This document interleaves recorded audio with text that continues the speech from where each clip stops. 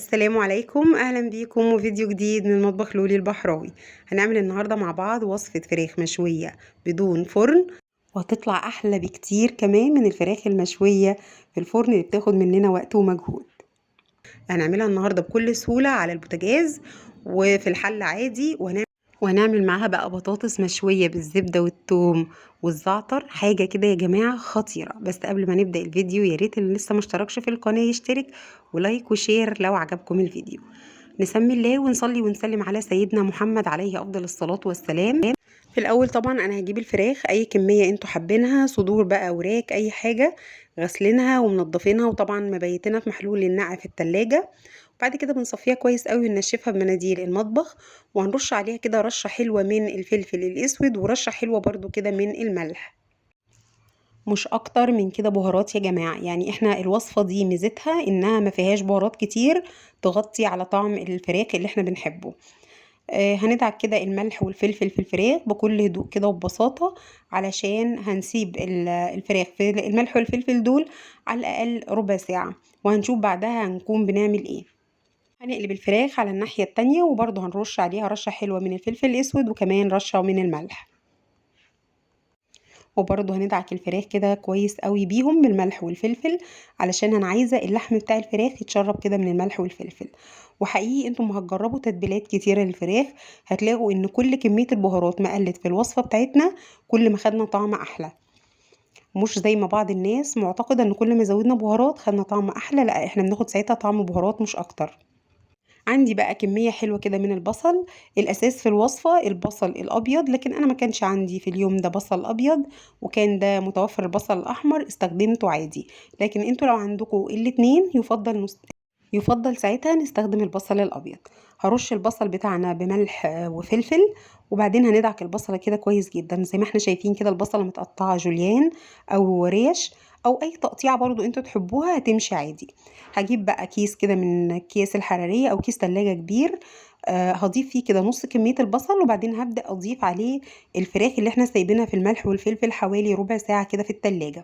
وبعدين هنبدأ نحط كل الكمية بتاعة الفراخ، ونضيف عليها برضو كل كمية البصل اللي احنا برضو متبلينه بملح وفلفل بنفس تتبيلة الفراخ. وهنبدأ بقى ايه نضيف الباقي من البصل بالشكل اللي احنا شايفينه ده، وهنضيف عليه اضافة بقى بسيطة كده وحلوة هتخلي طعم الفراخ في حتة تانية خالص. ايه هي الاضافة دي؟ هنضيف عليها معلقتين من الصويا صوص الغامقة، ودي حقيقي بتخلي طعم الفراخ تحفة تحفة تحفة. هنقلب كده الفراخ مع بعضها في الكيس. هنرج الكيس كده شوية بيها بعد ما نربطه بالشكل اللي احنا شايفينه ده، علشان الصويا والملح والفلفل يدخلوا كده جوه لحم الفراخ وتمتصهم ويبقى طعمها حلو جدا. بندعكها كده كلها ببعضيها برضو جوه الكيس زي ما احنا شايفين كده، بنضغط على الكيس يمين وشمال علشان الفراخ تتشرب كل التتبيلة. هنسيب بقى كده الفراخ بالبهارات بتاعتها دي بالتتبيلة الحلوة دي في التلاجة على الأقل على الأقل نص ساعة، لو ساعة يكون أفضل. وطبعا لو تبلناها من بالليل للصبح وبيتناها كده في التتبيلة في التلاجة يكون أحسن. هجيب بقى عندي هنا 3 وحدات من البطاطس، وكمية البطاطس طبعا ترجع لكم على حسب ما انتوا حابين. وهنبدأ بقى ايه نقطعها بالتقطيع اللي احنا شايفينها كده، بنشرحها سلايز لكن ما بنفصلهاش عن بعضها، بنسيب البطاطساية متماسكة كده على بعضها، لكن بنعمل فيها ايه الفتحات دي بتكون غويطة شوية وبتبقى بالشكل اللي احنا شايفينه ده، لكن انا عايزة البطاطساية على بعضها. البطاطس دي يا جماعة بجد انتوا هتاكلوها هتنبهروا بطعمها الخطير، رغم انها بسيطة جدا وبتتبيلة بسيطة جدا، الا انها حقيقي في حتة تانية خالص، وطعم الشوي بيبقى فيها يعني ايه، مفيش احلى من كده. هنشقق البطاطس كلها كده بالشكل اللي احنا شايفينه زي ما انتوا شايفين كده، واجيب صينية هضيف فيها كده ورقة زبدة، وهبدأ ارص البطاطس في الصينية. وهنيجي بقى نعملها دلوقتي تتبيلة سهلة وسريعة كده، لكن بصراحة في منتهى الجمال. بينا نشوف هنعمل ايه. عندي بقى هنا دي نص معلقة من الفلفل الأسود، وعليها كمان نص معلقة من الملح الناعم، وبعدين هنضيف عليها كمان شوية من الزعتر. الزعتر هيدي البطاطس طعم يا جماعة يجنن. حوالي مثلا ايه معلقة صغيرة من الزعتر بالشكل اللي احنا شايفينه ده، وكمان هنضيف عليهم بقى ايه معلقة صغيرة من الثوم المفروم. هنضيفها كده مع الملح والفلفل والزعتر، وهنضيف عليهم بقى معلقتين كبار من الزيت، اي زيت انتوا حابينه. لو بتحبوا زيت الزيتون ضيفوا عليها زيت زيتون او زيت ذرة، زيت عباد، اي زيت يكون طعمه حلو. وضفت عليها كمان معلقتين كبار من الزبدة، سيحت معلقتين كبار كده من الزبدة وضفتهم عليها. لو ما في الزبدة ينفع تبقى سمنة، لكن طبعا الزبدة هيكون طعمها اكيد احلى. هنقلب بقى كده الخلطة الحلوة دي، مش عايزة اقول لكم ريحتها بجد خطيرة خطيرة بجد، الزيت بالزعتر ده تحفة. وهنبدأ بقى ايه بالفرشة كده وبكل سهولة هنبدأ ندهن بيها البطاطس بالخلطة الحلوة دي، ونحاول ندخل طبعا التتبيلة جوه فتحات البطاطس عشان البطاطساية كلها تبقى شاربة من التتبيلة ومشبعة كده بطعمها الحلو ده. بنمسك بطاطساية بطاطساية كده ندخل التتبيلة جوه الفتحات زي ما احنا شايفين. وطبعا هندخلها الفرن على درجة حرارة 200، بتقعد تقريبا نص ساعة مش اكتر من كده. انا ما بغطاش بفويل ولا اي حاجه عشان انا عايزاها تاخد من البدايه للنهايه طعم البطاطس المشويه. خلصنا كده كل كميه البطاطس وتبلناها بالتتبيله الحلوه بتاعتنا دي.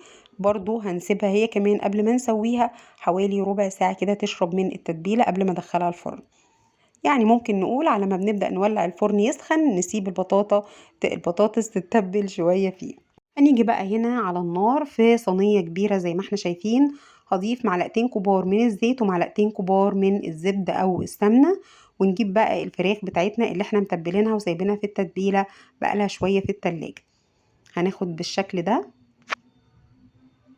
هنرص بقى الفراخ قطع قطع كده في الصينية بتاعتنا. بتكون طبعا الزبدة والزيت سخنوا كويس قوي مع بعض علشان نعمل لهم تشوك كده او صدمة، علشان تقفل المسام بتاعتهم بتاعتها وما تنزلش مية كتير وتنشف مننا.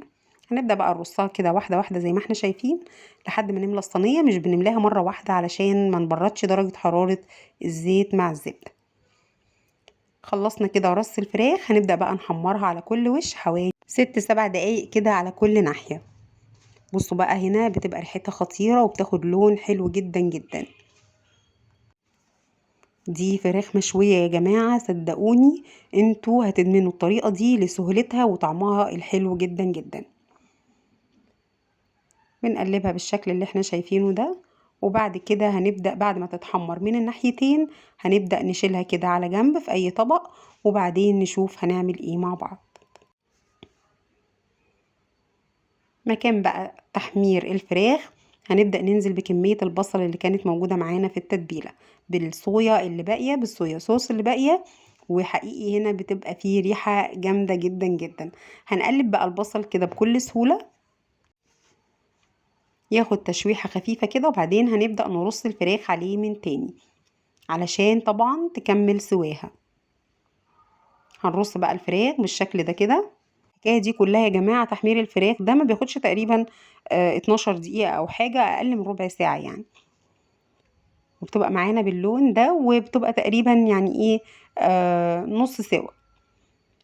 هنغطيها ونهدي عليها النار جدا جدا، يعني اكن النار كده شمعة تحتيها لحد ما بتبدأ بقى ايه تشكشك كده مع بعضها، وتنزل في الاول شوية مية كده او صوص، وبعد كده بتبدأ تشرب الصوص ده من تاني وتتحمر بالشكل ده.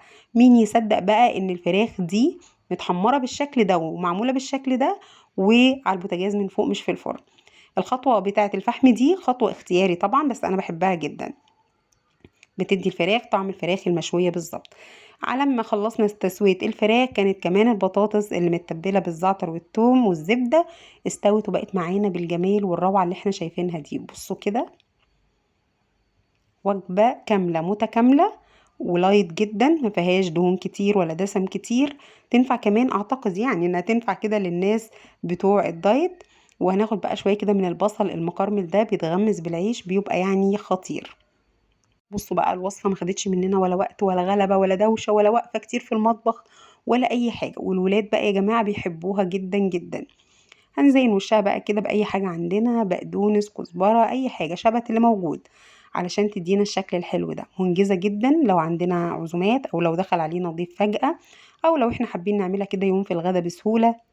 ودي أحلى فراخ مشوية بدون فرن، اللحم دايب والطعم خطير، وريحة الفحم فيها مخليها كأنها مشوية كلها على الفحم. هنا بتكون خلصت وصفتنا للنهاردة. أتمنى إن شاء الله إنها تكون عجبتكم. لو عجبتكم الوصفة بقى ما تنسوش اللايك والشير والاشتراك في القناة وتفعيل جرس الإشعارات على الكل عشان يوصل لكم كل جديد. وأشوفكم فيديو جديد على خير. لكم مني كل الحب والسلام عليكم.